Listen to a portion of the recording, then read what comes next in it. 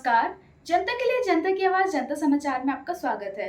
मैं हूं तमन्ना। आइए देखते हैं आज की खबरें। औरंगजेब पर चल रहे विवाद के बीच केंद्रीय मंत्री गिरिराज सिंह ने गोडसे को लेकर ऐसी बात कह दी जिस पर राजनीतिक विवाद शुरू हो गया।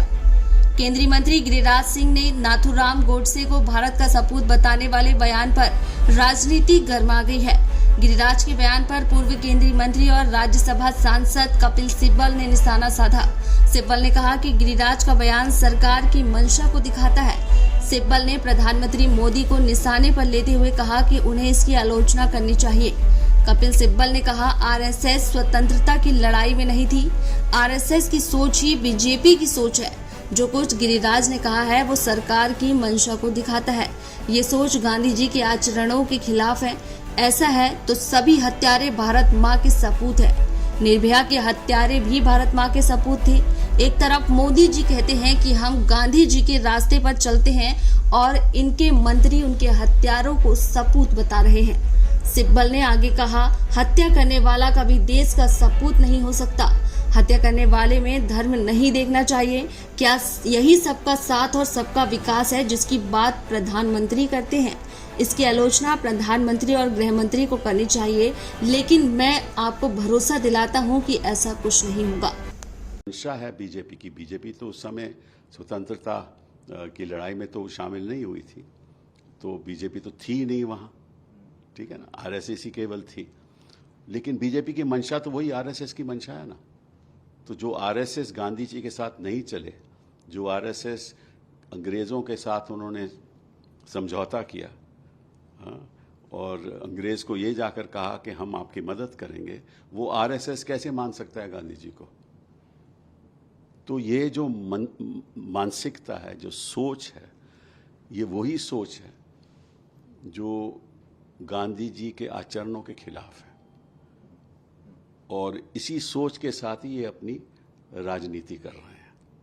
एक तरफ मोदी जी गांधी जी कहेंगे कि गांधी जी के आचरणों पे हम चलेंगे, कायम रहेंगे, और दूसरी तरफ इनके मंत्री कहते हैं कि जिसने गांधी को मारा वो तो सपूत था। और इसमें औरंगज़ेब या मुग़लों की तुलना करने का मतलब क्या है?